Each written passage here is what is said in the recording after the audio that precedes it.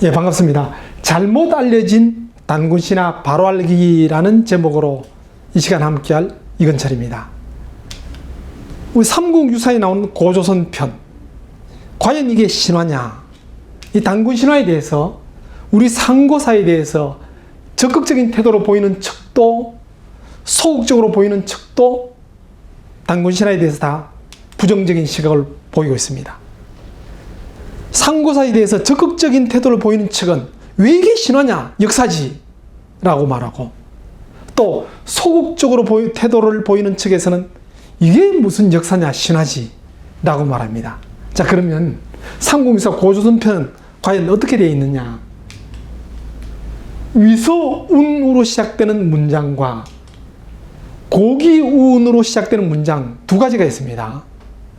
위서운, 그러니까 중국 측 역사책 인용한 겁니다. 여기 위서니까 삼국시대 위나라 역사책이라 해야 되는데, 실제 위나라 역사책에서는 내용이 나오지 않습니다.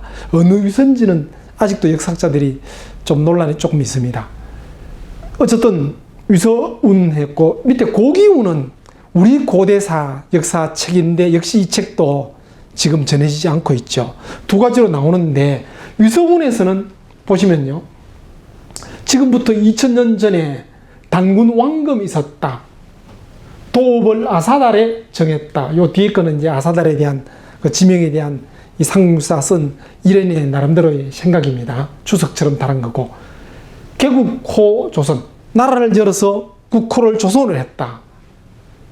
여고동시, 바로 중국의 고, 바로 요순, 할 때 요임금입니다.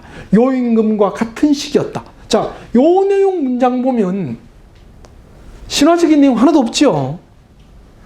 단군이 개국에서 아사달에 도읍을 짓고 그게 시기가 중국의 요임금과 같은 시기였다. 요 내용, 물론 짧지만은 여기는 신화적인 내용 없습니다. 바로 중국 역사책을 인용해서 역사적인 기술을 한 거죠. 거기에 비해서 고기운은 우리가 잘 알려진 것처럼 뭐 석유 환인부터 시작해서 하느님이 아들 환웅이 이 땅에 내려오고, 또 잘 아시는 것처럼 곰과 호랑이가 사람으로 변하고 싶었는데 마늘과 쑥을 먹고 결국 사람이 되고, 이 내용은 어쨌든 그렇죠. 여기도 연대도 나오고 뭐 도읍지도 나오고 하지만은 신화적인 요소가 분명히 있습니다. 요것마저도 아니다 할 수는 없겠죠. 자, 근데 문제는 이 삼국유사에서 왜 위서운, 고기운 두 개 다를 실었나? 그만큼 이래는 고조선의 근거를 나름대로, 최대한 나름대로 문헌을 바탕으로 인용했다는 겁니다. 자, 그러면 단군신화 바로 알기 어떻게 볼 것이냐? 첫째, 신화에 대해서 한번 보시고요. 그 다음 환인에 대해서, 또 홍익인간에 대해서, 그리고 삼칠일에 대해서, 이렇게 네 가지를 주제로 한번 보겠습니다. 물론 그 외에 단군신화에 대해서 뭐 여러 가지 알려진 거, 또 잘못 알려진 거 많겠지만은 이미 많이 알려졌고, 또 많이 알고 계시는, 보통 알고 계시는 평범한 거는 다 지나가겠습니다. 제가 뭐 다른 어떤 견해를 가지고 단군신화는 이렇게 해석해야 된다, 저렇게 해석해야 된다, 그 말씀을 드리고자 한 게 아니고, 단군신화 주제 중에서 특별히 좀 다시 한번 봤으면 하는 거 네 가지를 잡았습니다. 먼저 단군신화 바로 알기에 대해서 신화에 대해서, 아까 말씀드린 것처럼 신화 그러면 일단 부정적으로 보는 게 많은, 특히 우리나라에서 좀 그렇죠. 자, 신화, 전설, 민담, 요거 다 설화입니다. 말로 전해진 이야기인데, 표준 국어 대사전에 보면 전설, 민담은 옛날부터 민간에서 전해 내려온 이야기입니다. 호랑이 담배 피우는 이야기, 뭐 그 외에 뭐 도깨비 이야기, 뭐 등등 있죠. 뭐 은혜 갚은 도깨비, 은혜 갚은 뭐 까치 이야기들, 그야말로 민간인들 사이에서 전해 내려온 이야기인데, 표준 국어 대사전에서도 신화는 고대인의 사유나 표상이 반영된 신성한 이야기. 전설, 민담, 신화가 다 설화인데 신화는 좀 다르게 기술해 나왔죠. 예. 우리 단군신화 비롯해서 서양의 또 중국의 신화들입니다. 여러 신화들이 있는데, 이 신화에 대한 거, 융은 그럽니다. 심리학자지요. 융은 신성성이 확보된 신화에는 그 민족이 가지는 집단 무의식의 원형이 녹아있다. 심리학자 프로이드는 그냥 무의식을 이야기했다면 융은 집단 무의식을 이야기합니다. 각 민족별로 내려오는 나름대로의 DNA가 있다. 잠재된 의식이 있다. 그렇게 보는 겁니다. 신화도 그 각 민족에 잠재된 의식이 투영되어 있다. 그렇게 보는 거죠. 그래서 신화 속에는 집단이 유전적으로 물려받은 무의식의 본질의 어떤 무엇이 담겨 있다. 분명히 그리스 로마 신화와 우리 단군 신화 다르죠. 분위기 자체가 좀 다릅니다. 또 같은 동양이라도 중국의 신화, 일본 신화와 또 우리 신화가 또 다르죠. 각 민족의 무의식이 투영되어 있다. 융이 그렇게 보는 겁니다. 그러므로 신화 속에서는 그 집단의 공통된 특성이 담겨 있고 전통적 요소가 담겨 있는 것이다 했는데요. 엘리아데는 신화를 신성한 역사라 했다.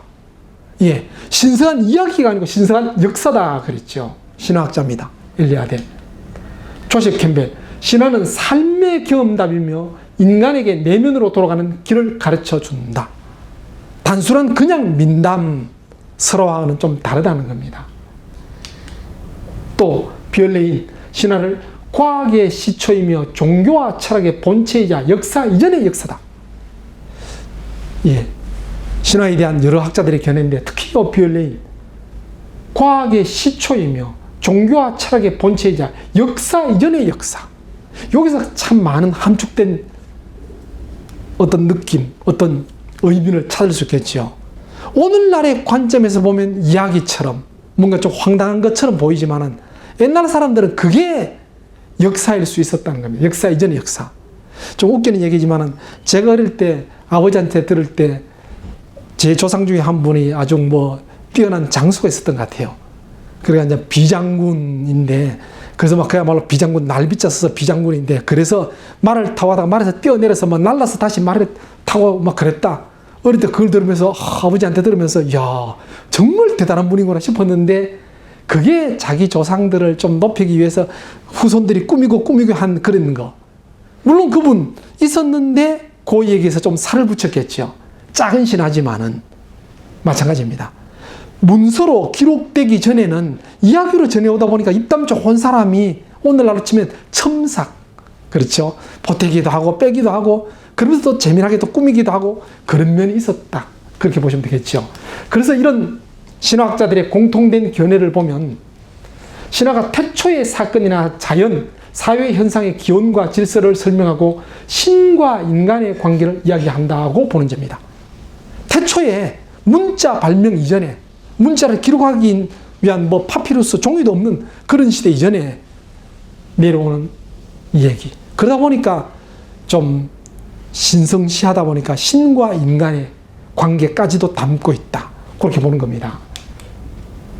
예. 이 트로이 전쟁도 실제 슐만이 트로이에 대한 유물을 발견하기 전에는 그냥 신화였죠. 유물을 발견하고 나서는 이 트로이 시대 유물 알고 있죠. 지금 트로이 목마인데 이 실제 트로이 전쟁에 대한 신화 앞부분에 보면 완전 신들끼리 시기 질투하다가 전쟁이 일어납니다. 황금사가 갖고 누가 제일 예쁘냐 그랬다가 누구한테 물어보자 그런 이야기 아시죠? 그래서 바로 신들의 질투로 시작된 전쟁인데 전쟁 속의 내용도 신화적 요소가 나옵니다. 아킬레스. 그 당시에 아주 전쟁 잘했던 정말 뛰어난 장수겠죠. 근데 그 아킬레스도 아예 신의 아들로 그야말로 불사신이 되도록 하기 위해서 어머니가 발 뒤꿈치를 잡고 불사신이 되는 호수에 빠뜨렸다가 건져냈다. 그래서 칼을 맞아도 활을 맞아도 죽지 않고 단지 애를 물에 빠뜨릴 때 발 뒤꿈치 잡았던 그 부분, 그게 최고 약점이다. 아킬레스 건 그러죠. 그거 다 신화죠. 그렇다고 해서 아킬레스가 없었던 게 아니고 유물 쳐다봤더니 트로이 전쟁의 장수였는데 워낙 잘하니까 그런 신격화, 신비화 시켜나가는 거, 이게 신화다 하는 거죠. 그래서 누구는 그럽니다. 역사가 달빛에 물들면 신화고 햇빛에 물들면 역사다. 그런 이야기도 하는데 바로 이와 같은 거. 다시 이 말씀을 드리는 것은 신화 전체가 꾸며낸 이야기가 아니고 있었던 또는 있음직했던 얘기들을 좀 더 신격화, 신성화시켜서 뭔가 좀 허황하다기보다는 재미나게 또는 옛날 사람들의 관념에 맞게 꾸며낸 이야기. 그래 보시면 되겠죠. 단군신화에 대해서 오래 연구했던 우리 김영학 교수는 신화는 신들이 꾸며낸 이야기가 아니라 사람들의 구전을 통해서 오랜 동안 전승되고 정교화된 사람들의 이야기. 그냥 신들의 이야기가 아니고 사람들이 이 얘기를 좀 식격화로 꾸며낸 거. 그래서 그 신화 속에는 각 종족들의 자연이나 인간에 대한 사유가 오랜 시간에 걸쳐 전승된 정신사, 그 민족의 정신이 담겨있는 이야기. 바로 신화는 민족의 정신적 전통이 담겨있다. 이렇게 이야기를 했습니다. 또 김열규 교수는 신화는 고대인들이 현실을 설명했던 구전의 역사요, 그들이 세상을 바라보았던 의식 구조이고 사고방식이며 신앙이고 삶 자체라고 말한다. 예를 들어 청동기 시대, 그때도 역사가 있었겠죠. 그 중에서 청동기 시대는 벌써 이미 정복이 시작되고 국가가 시작됐죠.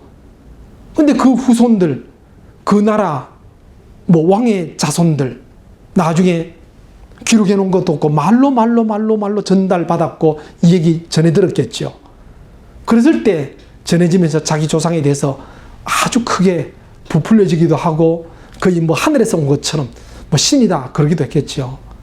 또 실제 성경에도 보면 누가 누구를 낳고 쫙 있는 거 보면 이거 어떤 사람이 듣고 외워서 전했구나라는 느낌이 바로 갑니다. 그와 같은 거. 그러다 보니까 그 민족의 역사와 우주관과 세계관, 인간관과 인생관, 종교사상, 교육, 정치 등등이 바로 담겨 있다. 그래 보는 겁니다.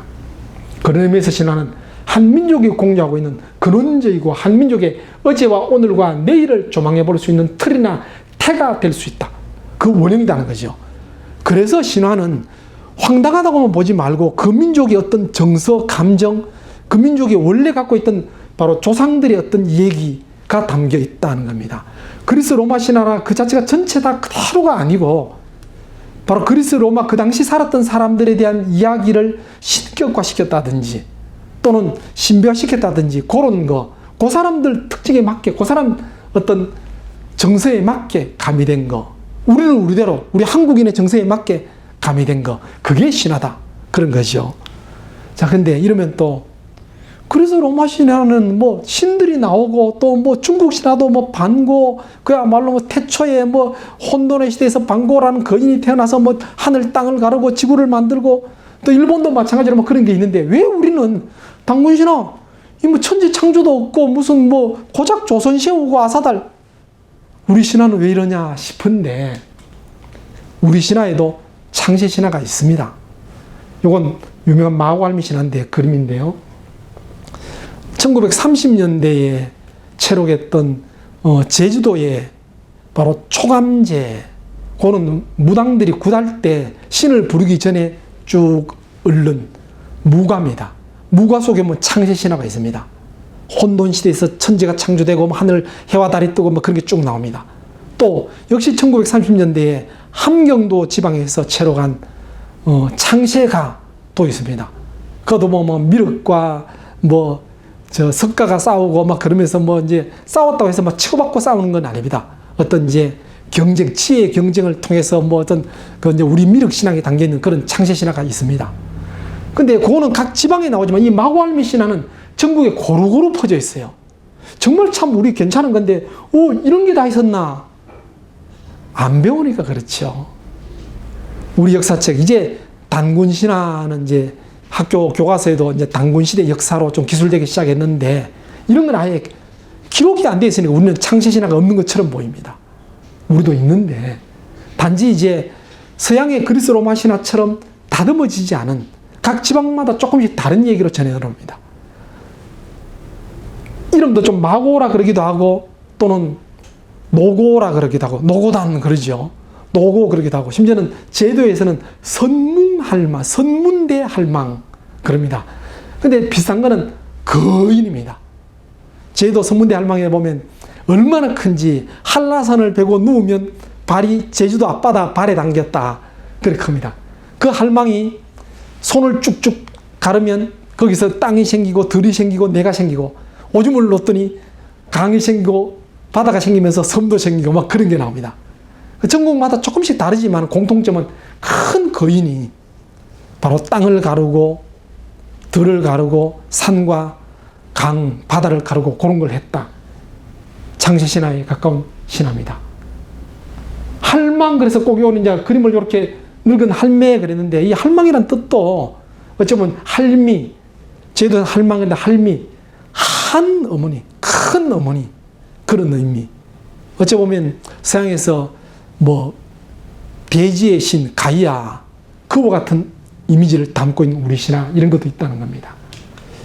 그런 걸 볼 때 신화라는 것은 오랜 옛날에 원시 사회로부터 형성 발전되어 온 것이기 때문에 그러한 사유가 다 과학적이거나 역사적 사실이라고 볼 수는 없다. 그렇죠. 신화 그대로 그냥 볼 수는 없죠. 오늘날로 볼 때는 어찌 곰이 사람이 될 수 있나.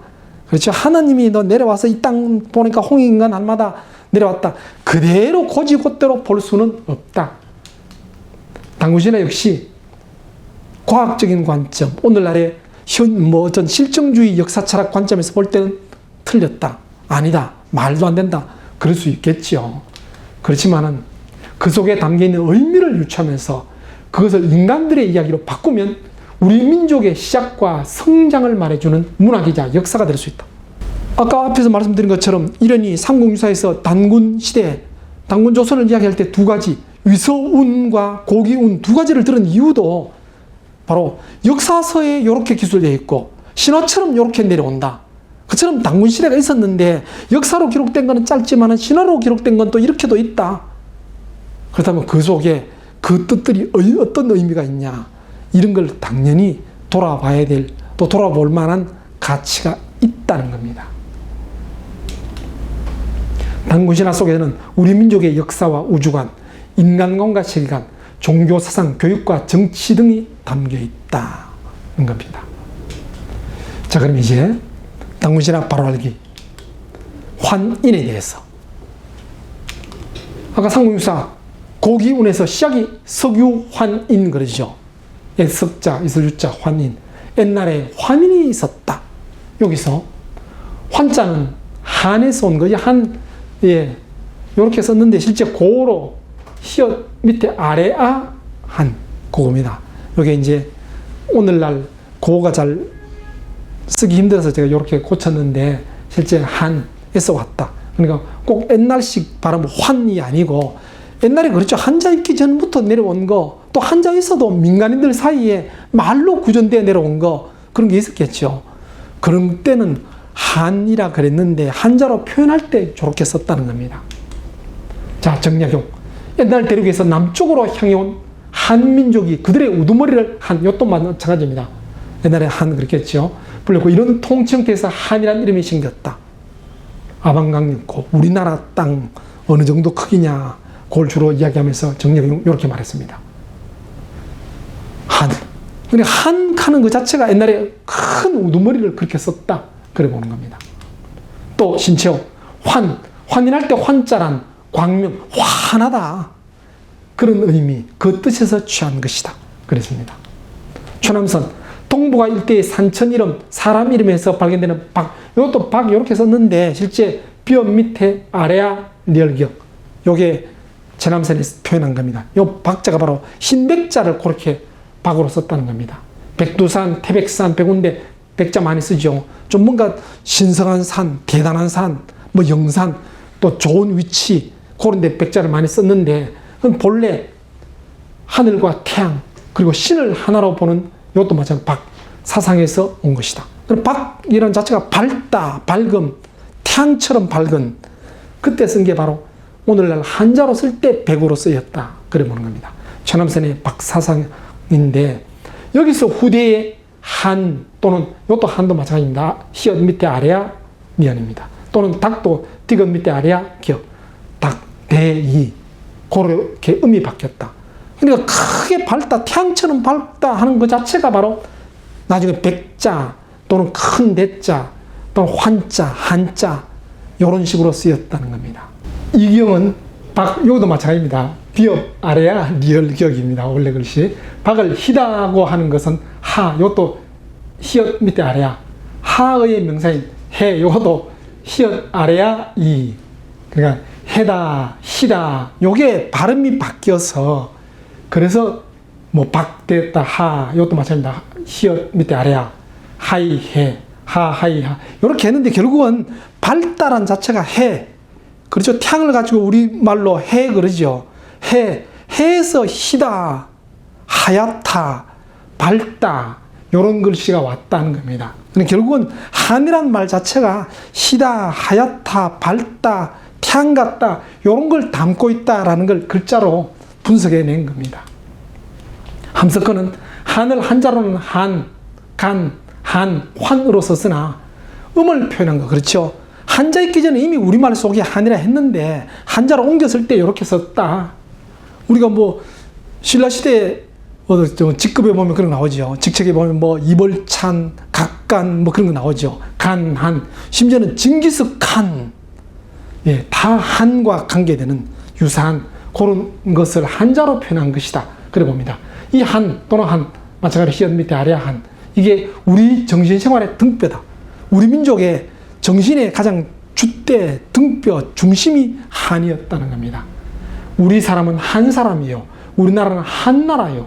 우리 문화는 한 문화다. 그렇죠? 한복, 한식, 한옥, 그런 것처럼 한 문화다. 그리고 그것을 인격화하여 대표하는 것이 한님, 곧 하느님, 환인이다. 그 상공사에 나오는 환인은 어떤 특별한 고유명사라기보다는 우리 민족의 하느님, 한님, 태양 같은 위대한 분, 우리 민족 스스로 그렇게 그 정서를 갖고 써왔던 말을 한자로 표현한 것이다. 그 얘기입니다. 또 하나 재미난 거는요, 구한말의 헐버트 선교사입니다. 양반의 책에 오늘날 한국인들이 가지고 있는 순수한 종교적인 생각은 외국으로부터 수입된 종교들과는 아무런 연관도 없고 원시적인 자연 숭배와도 거리가 먼 하나님에 대한 신앙이다. 이 하나님이란 단어는 하늘과 님이란 단어가 합성된 것으로서 한자로는 천주에 해당한다. 한국인들은 모두 이 하나님이 우주의 최고 통치자라고 생각한다. 자, 이거 우리 하나님 그럼 기독교에서 쓰지요. 하느님, 심지어는 천주교에서 쓰지요. 근데 기독교 천주교에서 쓰기 전에 원래 우리 민족이 하나님, 하느님이란 명칭을 써왔다는 겁니다. 우리 애국가 하느님이 보호하사 마찬가지입니다. 그걸 이제 애국가 바꾸자 하니까 천주교에서 바꾸면 안 된다 했는데 그 천주교 이름이 아닙니다. 하느님이. 예, 헐버트 책에서 The Rising of Korea라는 책에서 이야기한 건데, 또 역시 구한말의 언더우드 선교사입니다. 한국인들은 하나님이란 말을 이해한다. 한국인들은 기독교가 한국에 들어오기 이전부터 이미 하나님을 숭배해 왔다. 그렇기 때문에 우리는 한국인들에게 하나님이 오직 한 분뿐인 율신이라고 가르치고 여호와가 가진 속성들을 한국인들에게 하나님인 것처럼 말해 주기만 하면 된다. 그러면 한국인들에게 포교하는 모든 일들이 아주 쉬워질 것이다. 이렇게 정언했는데, 이게 왜 이런 정언이 나왔냐면요, 서양에서 중국 통해서 우리 한국에 기독교가 들어올 때 여호와, 야훼, 원래 성경에 나온 그 이름대로 이야기하니까 한국 사람이 못 알아듣더라는 겁니다.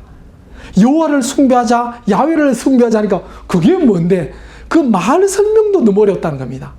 근데 선교사들이 가만히 보니까 한국인들이 이미 섬기고 있는 최고의 신 하나님, 하느님이란 말을 쓰는데 그게 성경에 나온 하나님하고 너무나 유사하다는 겁니다. 유일이시면서 절대자 최고, 하늘 같은 밝은 분. 그래서 여호와, 야훼, 그런 말, 또 서양에서 나온 가드 이런 말 쓰지 말고 한국인의 하나님 딱 이름을 바꿔서 한자로 쓰면 천주 바꿔서 포교했더니 포교가 참 쉽더라는 겁니다. 그래서 기독교로 그 이름들이 넘어가서 오늘날까지 쓰이고 있는 겁니다.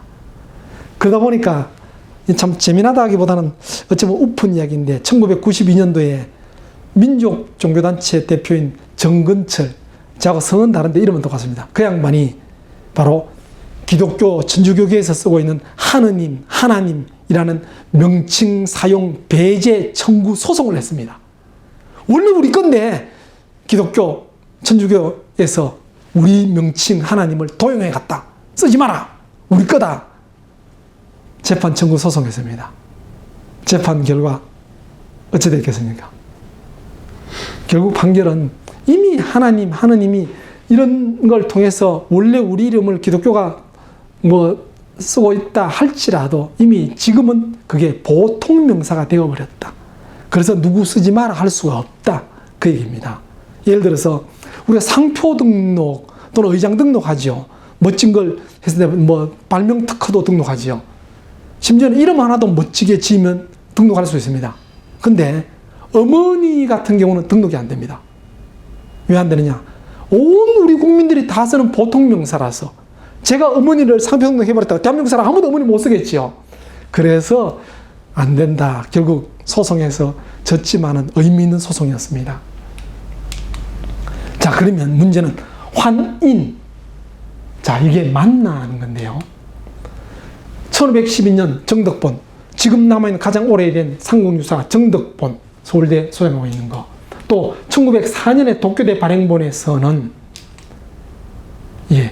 석유환국이 아니고 환인이 아니고 환국으로 되어 있죠. 석유환국. 요걸 1926년 도쿄대 발행본에서는 이마니시 류가 석유환인으로 글자 고침 표현하죠. 바꿔버렸습니다. 이마니시 류가 자신의 박사 논문, 바로 단군조선 신화설, 요걸 합리화시키기 위해서 글자를 바꿔놓은 겁니다.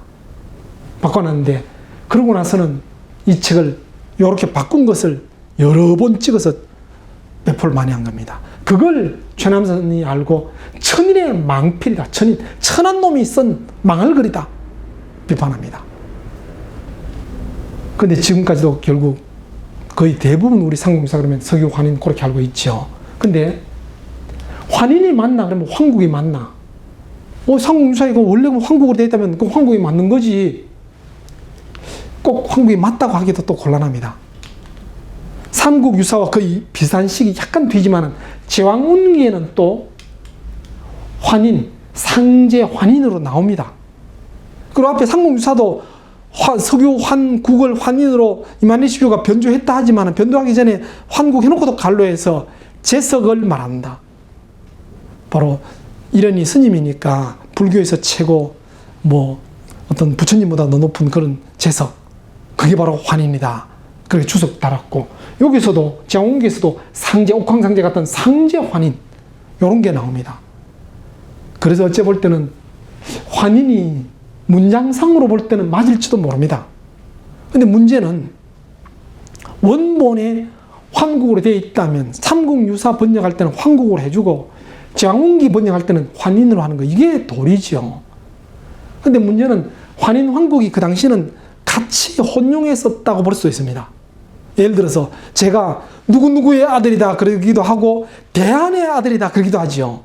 석유환인, 서자환웅. 환웅은 환국의 아들이다 말되지요. 또 환웅은 환인의 아들이다 말되지요. 그래서 같이 혼용했었을 것이다 그래 볼 수도 있습니다.